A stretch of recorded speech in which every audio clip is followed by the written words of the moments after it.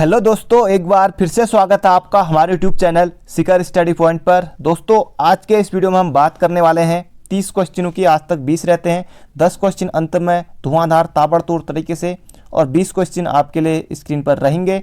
तो शुरू करते हैं, वीडियो को अंत तक जरूर देखिएगा। दोस्तों, क्वेश्चनों की संख्या इसमें आप समझ गए होंगे कि 30 किस लिए हैं, क्योंकि आज मैंने स्लाइड नहीं बनाई है तो उसमें टाइम लगता है। तो आज सीधे सीधे इसमें ज़्यादा मेहनत नहीं लगी है, तो इसलिए क्वेश्चनों की संख्या भी मैंने ज़्यादा कर दी है। एक दोस्तों, एक जो कमेंट आया था वो बहुत ज़्यादा, मैं समझता हूँ कि आपके साथ भी ऐसा होता होगा कि उनका था, मैं नाम तो नहीं बताऊँगा, कि उन्होंने वीडियो, ये तो बीपीडीओ होगा, बीपीडीओ और वीडियो में बहुत ज़्यादा कंपटीशन होगा, मेरा चयन होने से रहा। मैं दिसंबर से ही तैयारी कर रही हूँ या कर रहे हैं, मतलब कि कर रहा हूँ, कर रही है, जो भी है, पर ये उनका कमेंट आया था। कई लोग ऐसे भी हैं, ये तो दिसंबर से कर रहे हैं मान लिया, और भी बहुत से लोग हैं जो उसके बाद जनवरी से तैयारी कर रहे हैं, फरवरी से, फिर उनके मन में आया कि हाँ चलो मई जून तक पेपर हो जाएगा, जो भी है। कई लोग ऐसे भी हैं जो पिछले 2 साल से तैयारी कर रहे हैं, 1 साल से तैयारी कर रहे हैं। हालांकि पहले से ही आया था कि वीडियो की आएगी, बीपीडीओ की, उत्तराखंड पुलिस, वो लोग अभी भी अपनी भर्ती का इंतज़ार कर रहे हैं, पटवारी का इंतज़ार कर रहे हैं, उत्तराखंड पुलिस का सबसे ज़्यादा इंतज़ार कर रहे हैं, तो वो लोग अभी भी लगे हुए हैं। अब कई लोग अभी तैयारी करेंगे उत्तराखंड पुलिस की, कई लोग पिछले 2 साल से लगे हुए हैं, 3 साल से लगे हुए हैं, कई कहेंगे 6 साल से लगे हुए हैं, तो कई लोग 2-3 साल से लगे हुए हैं, कई लोग अभी शुरू कर रहे हैं। अब दोस्तों, ये मैं इसलिए बता रहा हूँ, सिर्फ 1-2 मिनट ही लूँगा, क्योंकि बहुत से लोगों को देख के घबरा जाते हैं। मैं सिर्फ इतना ही कहूँगा कम शब्दों में कि आपको दोस्तों लोगों को नहीं देखना है, पहली बात। अब वीडियो में दोस्तों रिकॉर्ड तोड़ फॉर्म भरे गए हैं, 2,19,000, 2,16,17,000 इतने भरे गए हैं फॉर्म, 2,15,000 से ऊपर मान सकते हैं, रिकॉर्ड तोड़ है। और उत्तराखंड पुलिस में भी बहुत ज़्यादा फॉर्म आएंगे, पर एसआई में कम आएंगे, पर कांस्टेबल में आप मान के चलिए कि बहुत ज़्यादा फॉर्म आएंगे। आयु सीमा भी बढ़ने वाली है, तो दबा के यहाँ भी रहने वाले हैं, वही लाख तक उत्तराखंड पुलिस भी ज़रूर इसमें फॉर्म भरेंगे, और पोस्ट हैं लगभग की 2,000 के आसपास कांस्टेबल में, तो यहाँ भी रहने वाला है। अब बहुत से लोग कहेंगे कि 1 लाख लोगों ने फॉर्म भरा है, हमारा कैसे होगा, हम तो अभी से कर रहे हैं, कई लोग पहले से कर रहे हैं। अब दोस्तों, ये आप पर निर्भर करता है कि आप कैसे हैं, आप किस तरह से पढ़ रहे हैं, आपकी तैयारी कैसी है, तो ऐसा ज़रूरी नहीं है। इतना ही कहूँगा कि वीडियो शुरू करते हैं, क्योंकि क्वेश्चन आप लोग इंतज़ार कर रहे हैं। पर आप लोग लोगों को मत देखिए, आप लोग खुद को देखिए कि आप उस कंपटीशन में हैं या नहीं, या फिर आप सिर्फ भीड़ हैं, या फिर आप जितने लोगों का चयन होगा, जैसे 854 है, मैं भी मानता हूं, आप सब भी मानते हैं कि 854 लोग ही होंगे, आयोग इतने का ही नाम देगा, इतने लोगों का ही। और पुलिस में जैसे 2,000 का देगा, एसआई में भी कम पोस्ट आने वाले, जैसे 170-60 जितने भी आने, उतने लोगों का ही नाम आएगा, पटवारी में भी उतने लोगों का नाम आएगा। पर आपको दोस्तों कहीं ना कहीं अपना नाम इन पोस्ट में ज़रूर लाना है। कोई फ़र्क नहीं पड़ता कि लाख लोग हैं या फिर 2 लाख लोग हैं, 10 लाख लोग हैं। एसएससी में आप देखते होंगे हज़ारों लोग रहते हैं, पर यहाँ भी रहते हैं क्योंकि सबको नौकरी चाहिए, ऐसा नहीं है, तो इसलिए सभी लोग लगे हुए हैं। तो आप लोग भी कोशिश कीजिए, लोगों से मत घबराइए, खुद को देखिए, सर झुका के पढ़ लीजिए बस। वो यूपीएससी का एक जो डायलॉग है कि जो सर झुका के पढ़ लो 1 साल, देखना कि आने वाले साल में जो कुछ इस तरह का था कि पूरे ज़िले में तुम्हारा सर सबसे ऊँचा होगा, आप समझ लीजिए। शुरू करते हैं। पहला क्वेश्चन, आप सभी को शुभकामनाएं, तैयारी करते रहिए, घबराएं नहीं। पहला क्वेश्चन है, कालिदास की किस रचना में हिमालय को औषधि परस्त से उल्लेखित किया गया है? मेघदूत। आप लोग कहेंगे 4 मिनट खराब करके, लेकिन दोस्तों आप आगे करके भी देख सकते थे, पर लेकिन मैंने इसमें कुछ गलत नहीं किया, मुझे ऐसा लगता है, क्योंकि बहुत से लोगों के साथ एक घटना होती है। अब जल्दी जल्दी चलते हैं। मेघदूत, मालविकाग्निमित्रम, कुमार संभवम, अभिज्ञान शाकुंतलम। तो कालिदास की किस रचना में हिमालय को औषधि परस्त से उल्लेखित किया गया है? कुमार संभव में। बाकी मेघदूत उनकी रचना है, मालविकाग्निमित्रम ये भी उनकी है, अभिज्ञान शाकुंतलम भी उनकी है। ये अभिज्ञान शाकुंतलम वही वाली है जो मालिनी नदी के तट पर है, जिसकी रचना हुई थी। अभिज्ञान शाकुंतलम की रचना, ये आपको बिल्कुल याद रखना है। बाकी कालिदास का जन्म हुआ था कालीमठ में, रुद्रप्रयाग में, ये आपको बिल्कुल याद रखना है, कालीमठ में हुआ था। और कालीमठ में जो संगम होता है नदियों का, क्या पता ये पूछ लिया जाए, मधुगंगा और मंदाकिनी का, ये आप याद रखिएगा। बढ़ते हैं अगले क्वेश्चन की तरफ। अगला क्वेश्चन है, 10 पहले हिंदी के हैं, फिर 20 उत्तराखंड के रहेंगे, तो इसलिए आप बने रहिए। मृगांक शब्द का पर्यायवाची, मृगांक, सिंह, शेषनाग, बंदर या फिर चंद्रमा। अब मुझे पता है ये 2 ऑप्शन आपने काट दिए, पर इस फर्स्ट और जो लास्ट है इसमें आप कंफ्यूज हो रहे होंगे। तो सिंह नहीं है, मृगांक सिंह नहीं है, तो ये हो जाएगा चंद्रमा, ऑप्शन नंबर डी इसका बिल्कुल सही हो जाएगा, डी मतलब कि घ, ऑप्शन नंबर बिल्कुल सही है। मृगांक, हिमकर, हिमकर कुछ 2-4 पर्यायवाची बताता हूँ। हिमकर, सुधांशु, ये भी है। मयंक, अब मयंक किसी लड़के का नाम भी होगा, उनको भी आप पता चल रहा होगा कि मैं भी चंद्रमा का पर्यायवाची हूँ, मयंक और हिमकर। शशि, शशि भी किसी का नाम होगा तो उनको भी पता चल रहा है चंद्रमा की पर्यायवाची। सोम भी है, ये आपको बिल्कुल याद रखें, और इंदु भी है, तो इंदु भी किसी लड़की का नाम होगा, वो भी चंद्रमा की पर्यायवाची है। तो बढ़ते हैं अगले क्वेश्चन की तरफ। अगला क्वेश्चन है, नीचे दिए गए विकल्पों में से अविकारी शब्द है। अविकारी शब्द है, लड़का, वह, यहाँ या फिर अच्छा। तो अविकारी दोस्तों जिसमें कि विकार में परिवर्तन नहीं होता है, जिनके लिंग में वचन में परिवर्तन नहीं होता, वो है अविकारी। तो विकारी शब्द जिनके लिंग वचन में परिवर्तन होता है, जैसे लड़का का हो जाएगा लड़की, वह का वही, अच्छा अच्छी, तो अविकारी हो जाएगा क्या, ऑप्शन नंबर सी यानी कि गो, यहाँ। तो बढ़ते हैं अगले क्वेश्चन की तरफ। अगला क्वेश्चन है, नीचे दिए गए विकल्पों में से महाप्राण व्यंजन है। छ, चौ, चौ, पो, ये आपको रटना नहीं है। महाप्राण 24 यानी कि 2-4, अल्पप्राण 1-3-5, कोई भी शब्द हो, ये रामबाण ट्रिक है। अल्पप्राण 1-3-5, महाप्राण 2-4। पौ पहले में आता है, चौ ये भी पहले में, चौ, छ, जौ ये तीसरे में, ये भी अल्पप्राण है, चौ, छ, तो ये महाप्राण हो जाएगा, ऑप्शन नंबर ए। तो बढ़ते हैं अगले क्वेश्चन की तरफ। अगला क्वेश्चन है, दांत काटी रोटी होना मुहावरे का अर्थ है। अपना एक अधिकार होना, अत्याधिक महत्वपूर्ण होना, प्रिय वस्तु होना या फिर पक्की दोस्ती होना। तो ऑप्शन नंबर जो बी है, ख है, वो ज़्यादा अच्छा लगता है, अच्छा है। तो दांत काटी रोटी होना बिल्कुल सटीक बैठता है, पक्की दोस्ती होना, दांत काटी रोटी होना। अगला क्वेश्चन है, व्याकरण की दृष्टि से शब्दों को उनके प्रकार के आधार पर कितने वर्गों में बांटा गया है, 5, 3, 4 या फिर 2। तो इसका सही उत्तर हो जाएगा ऑप्शन नंबर डी, 2। व्याकरण की दृष्टि से शब्दों को उनके प्रकार के आधार पर 2 वर्गों में बांटा गया है। तो बढ़ते हैं अगले क्वेश्चन की तरफ। अगला क्वेश्चन है, नीचे दिए गए विकल्पों में से निश्चयवाचक सर्वनाम है क्या, कुछ, यह, कौन। अब निश्चयवाचक सर्वनाम दोस्तों जिसमें कि निश्चय का बहुत हो, जैसे कौन, ये क्या है, कौन हो जाएगा क्या, प्रश्नवाचक, कि मतलब हम प्रश्न करेंगे कौन, क्या, ये भी प्रश्न है, क्या, क्या मतलब कि जैसे कुछ भी, यह क्या है, कुछ, ये जो कुछ है ये हो जाएगा अनिश्चयवाचक। अनिश्चयवाचक कुछ, कितने, इस तरह के हो जाएंगे अनिश्चय, तो यह हो जाएगा निश्चयवाचक सर्वनाम। अब यह जैसे कि यह मेरी किताब है, या यह मेरा मोबाइल है, यह मेरी माइक है, या यह मेरा माइक है, या कुछ भी, वो वो तो छोड़िए, अब याद आ गया, यह मेरी कार है, ये मैं हूँ, यह मेरी कार है, और फिर छोड़िए, तो यह मेरी कार है, तो ये भी हो जाएगा निश्चयवाचक सर्वनाम। तो ये आपने वो खूब देखा होगा आपने, जो खूब ज़्यादा ट्रेंड वायरल हुआ था, वो यह मेरी कार है, ये मैं हूँ, इस तरह वाला। तो बढ़ते हैं अगले क्वेश्चन की तरफ। अगला क्वेश्चन है, नए पत्ते के रचनाकार हैं। सिर्फ दोस्तों इतना ही पूछा कि नए पत्ते के रचनाकार कितने हैं, कौन है। भर भर के इस तरह के क्वेश्चन पूछे जाते हैं। मंगेश डबराल, सुमिता नंदन पंत, सूर्यकांत त्रिपाठी निराला, या फिर तो इतने ही हैं। तो मंगेश डबराल नहीं होंगे इसके उत्तर। नए पत्ते, Suryakant Tripathi Nirala, option number D हो जाएगा बिल्कुल सही। ये आपको बिल्कुल याद रखना है। काव्य रचना है निराला मतवाला पत्रिका, और कहानी भी है इनकी एक, वो भी एग्जाम में पूछा जाता है, सुकूल की बीबी, ये इनकी थी। उपन्यास है अप्सरा, प्रभावती, बहुत सारे उपन्यास हैं। तो बढ़ते हैं अगले क्वेश्चन की तरफ। और हाँ दोस्तों, इनकी एक जूही की कली कविता भी है, जूही की कली, ये आपको बिल्कुल याद रखना है, जूही की कली एग्जाम में आता है। अगला क्वेश्चन है, 9वां प्रश्न है, पाहुन ज्यों हो गाँव में शहर के, मेघ आए बड़े बंठन के संवर के। तो इसमें बताना आपको अलंकार की, अलंकार कौन सा होगा, उत्प्रेक्षा, ये उत्प्रेक्षा है, टाइपिंग एरर हुई होगी, और उपमा, यमक या फिर सलेश। तो पाहुन ज्यों हो गांव में शहर के, मेघ आए बड़े बंठन के संवर के, तो उत्प्रेक्षा अलंकार इसमें हो जाएगा। इसमें दोस्तों मेघों की तुलना जो है कि जो बादल है, मेघ का मतलब होता है बादल, आप भली भांति जानते हैं। मेघ जो है, बादल जो है वो सज धज कर, यानी कि ये जो पाहुन होता है इसका अर्थ होता है क्या, अतिथि पाहुन, या जो दामाद को भी कहते हैं पाहुन, तो वही है। ये आपको बिल्कुल याद रखना है अगर पर्यायवाची में भी आता है तो। और अतिथि दामाद कहते हुए कि इनकी तुलना जो मेघ हैं, बादल हैं, वो शहर से आए हुए जो अतिथि हैं पाहुन, उनसे सज धज कर तुलना की जा रही है इसमें, तो उत्प्रेक्षा अलंकार इसमें हो जाएगा।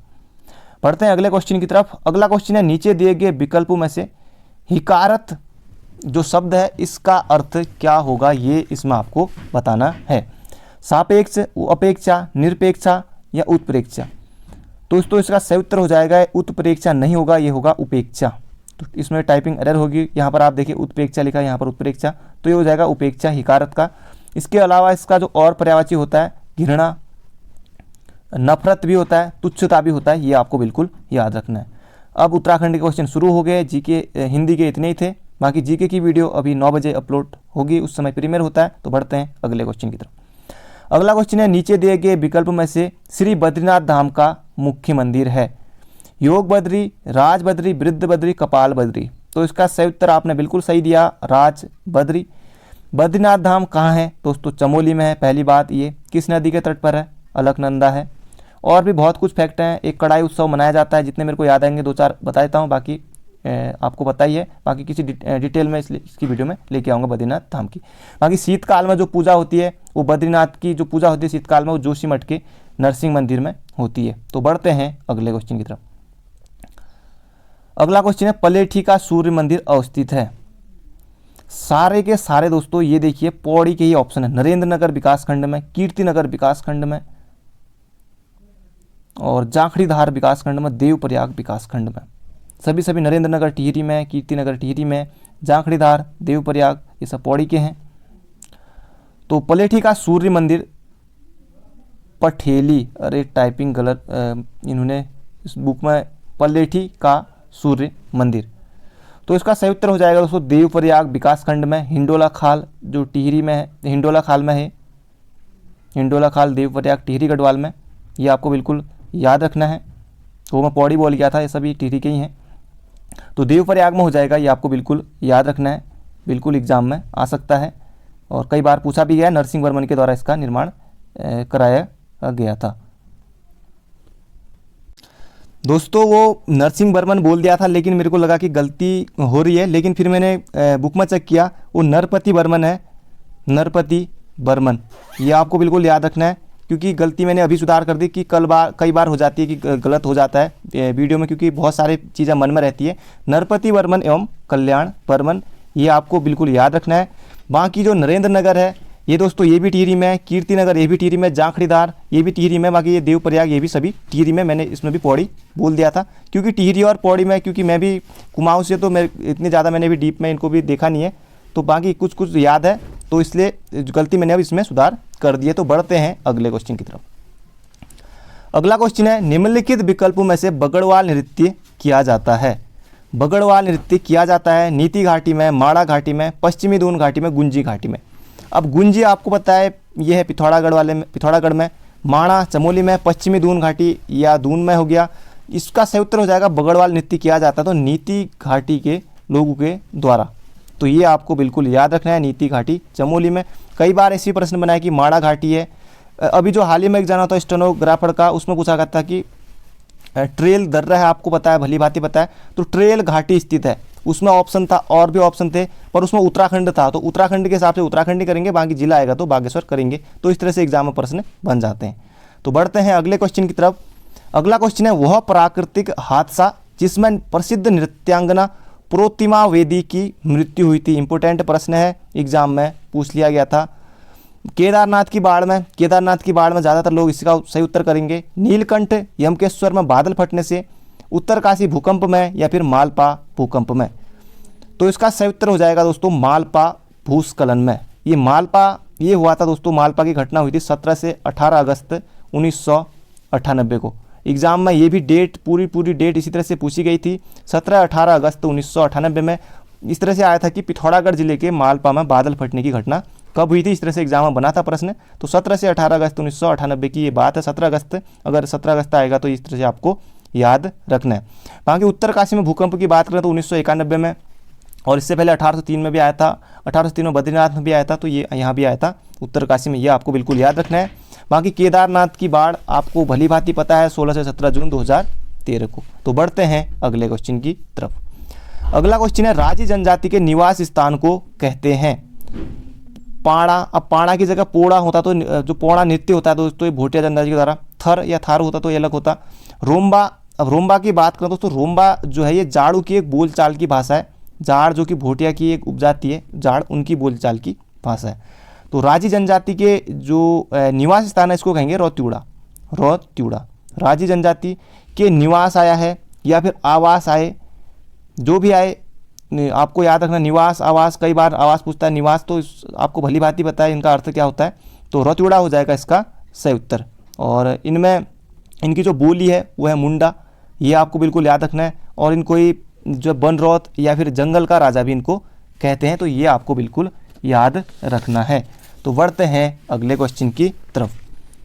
अगला क्वेश्चन है चंपावत के बालेश्वर मंदिर से, चंपावत के बालेश्वर मंदिर से प्राप्त अभिलेख किस शासक से संबंधित है? सुहलदेव, याहदेव, चंद्रदेव या फिर कराचल देव। तो इसका सही उत्तर हो जाएगा कराचल देव, ऑप्शन नंबर बी। अगर यहाँ पर दोस्तों अशोक चल्ल होता तो फिर लोग शायद कंफ्यूज हो सकते थे।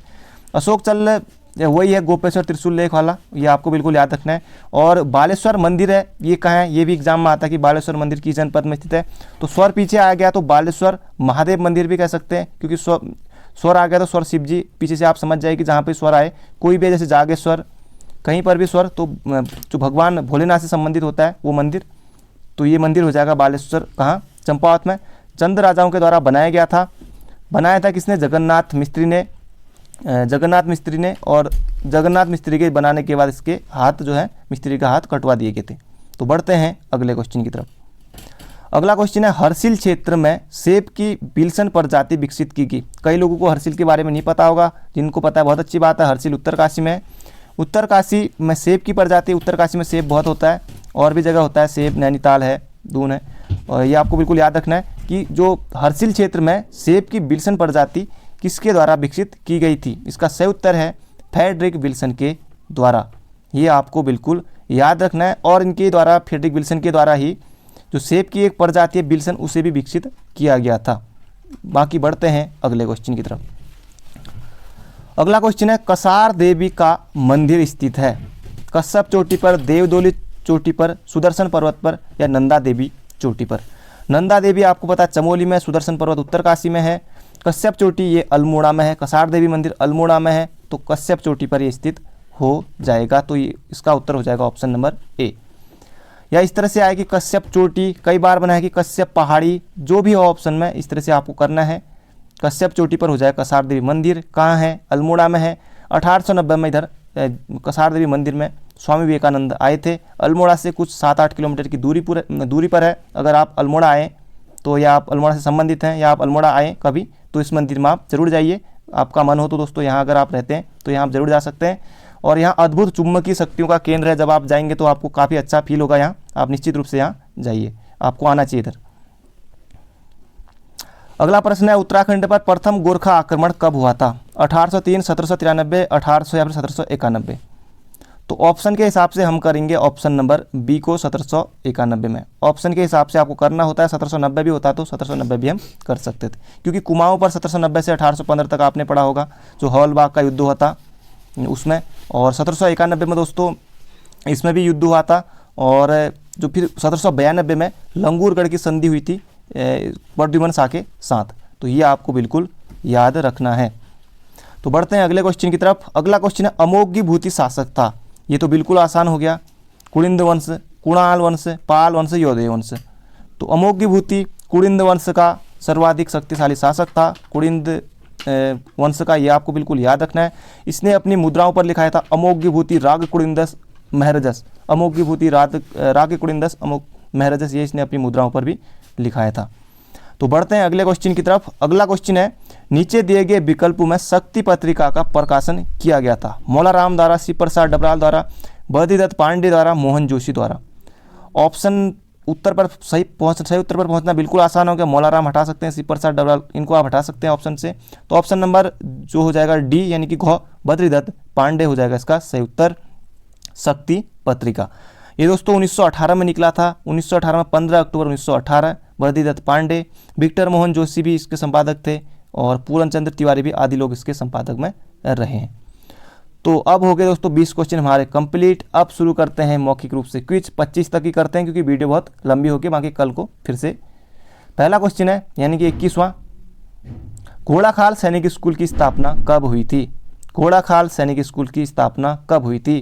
तो 1966 में, 21 मार्च 1966 में। कहाँ है? नैनीताल में। जल्दी से 22वां प्रश्न भी देख लेते हैं। बिरथी जलप्रपात कहाँ स्थित है? हो सके तो दोस्तों इन 5 क्वेश्चनों का जवाब आप कमेंट बॉक्स में जरूर लिखिए, जो लोग अंत तक देख रहे होंगे। बिरथी जलप्रपात कहाँ है? तो इसका सही उत्तर हो जाएगा पिथौरागढ़ में। पिथौरागढ़ बिल्कुल आपको याद रखना है। 23वां प्रश्न है, उत्तराखंड की प्रथम महिला पुलिस निदेशक कौन थी? महिला पुलिस महानिदेशक, आपने बिल्कुल सही उत्तर दिया, कंचन चौधरी भट्टाचार्य। एग्जाम में आया था, आगे भी आएगा, क्योंकि जो पहले दूसरे ये आपको याद होने चाहिए, और जो वर्तमान में है या उससे जो पहले के रहते हैं वो लास्ट से एक दो और स्टार्टिंग से ये आपको निश्चित रूप से याद होनी चाहिए। 24वां प्रश्न है, रावण की तपस्थली बैरास कुंड कहाँ स्थित है? रावण की तपस्थली बैरास कुंड कहाँ स्थित है? तो इसका सही उत्तर हो जाएगा चमोली में। चमोली में। अगला क्वेश्चन है 25वां, आज का आखिरी क्वेश्चन, बाकी कल मिलेंगे नए धमाकेदार क्वेश्चनों के साथ। हाथी कुंड कहाँ स्थित है? हाथी कुंड, जिन्होंने चमोली दिया वो बिल्कुल गलत है। जिन्होंने जो चमोली सोचा, हाथी कुंड है पौड़ी में, और हाथी पर्वत है वो है चमोली में। तो दोस्तों ये थे आज के क्वेश्चन। स्टार्टिंग में थोड़ी सी आपको जो वीडियो लंबी हो गई थी 4 मिनट, क्योंकि 4 मिनट उसी में आप लोग कहेंगे कि 4 मिनट उसी में वेस्ट कर दिए, लेकिन वो भी बहुत ज़रूरी था। तो क्योंकि बहुत से लोगों के साथ ऐसी घटना होती है कि भीड़ देख के घबरा जाते हैं। घबराना नहीं है। जैसे आर्मी में दौड़ने जाते हैं भर्ती में, कई लोग बेचारे होते हैं कि सीधे साधे वो भीड़ देख के घबरा जाते हैं, दौड़ में उन बेचारे वैसे नहीं निकल पाते। और कई लोग होते हैं कि जो कितने ही लोग हों, 600 लोग हों, 400 लोग हों, 300 लोग हैं, उनमें भी सबकी काट के वो नंबर 1 पे मतलब कि अपनी रेस पूरी कर लेते हैं। तो मिलेंगे दोस्तों कल कोई नई वीडियो में। थैंक यू, अपना ध्यान रखिएगा।